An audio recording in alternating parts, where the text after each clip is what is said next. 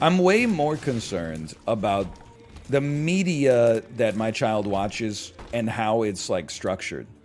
Like, I'll be honest with you. We had her watch. She watches a decent amount of Sesame Street. Sesame Street is goated. It's entertaining. It's cute. But there's also like multiple lessons in every episode. Some of the lessons are like, here's how to count to 5. Some of the lessons are like, this is what a recipe is. And some of the lessons are like, don't make fun of people, they'll cry. They have a child's best interest in mind. On our smart TV, there's another like kid-friendly TV app that's called like Kidoodle or something like that. And my wife installed it, and then she played like one show that it was, and it was like, it had intercut scenes of like a 45-year-old man playing Minecraft. It was like, hello all you, and I was like, turn that off, it's poison. You're not gonna believe me, but that's like it's a true story, I swear to God. And I know you're saying like, well, you're in this business. No, I'm not. I'm not making videos, like these videos are not for 1.5-year-old infants. If you're, 14 and you're watching this, whatever, you're gonna be fine.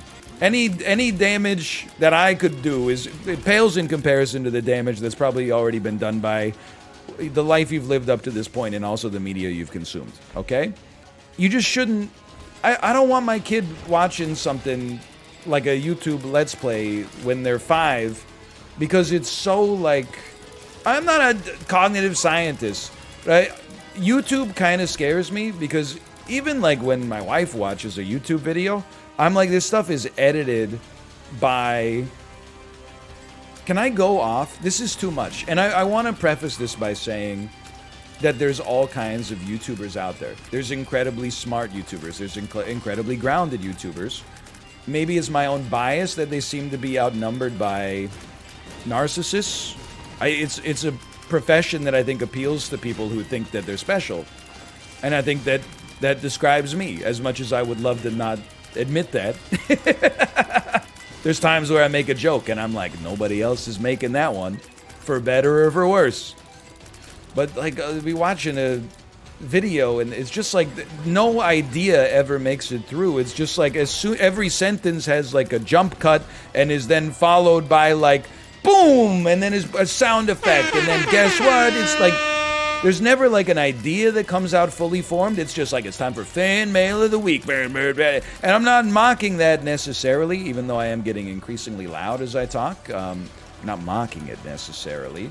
I'm just saying it's the kind of thing I don't want my child watching before they've read maybe 500 books. I know that sounds like a lot of books, but legitimately, like, the average children's book that she's reading right now probably has like less than 100 total words in it. So she can get there like real quick. But I would just like her to, if she for a while could just think that books are the most exciting form of media that mankind has ever created, I think that would bake in maybe like a good minimum attention span for her moving forwards, instead of having her watch like children's vlogs, which is just insane. You gotta have a lot of media literacy, I think, to watch vlogs, man. Because even if you're like 14 or 16, you watch like someone vlogging, I'm here to tell you, their whole life isn't that exciting, okay? I know, guys, because I've kind of been there. They're not traveling every day. Sometimes they're filming lunch, and then they're just sad for the rest of the day, but they cut the video together to look like every day's an adventure, okay?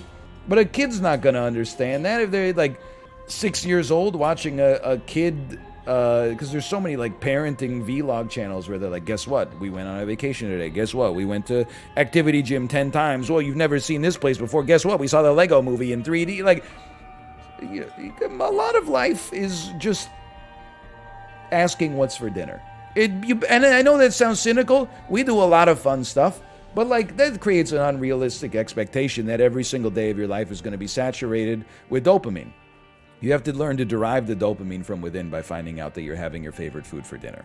Thanks for watching. I hope you've enjoyed the episode. If you did, click the like button. That helps out a great deal. Of course, subscribe if you want to see more in the future.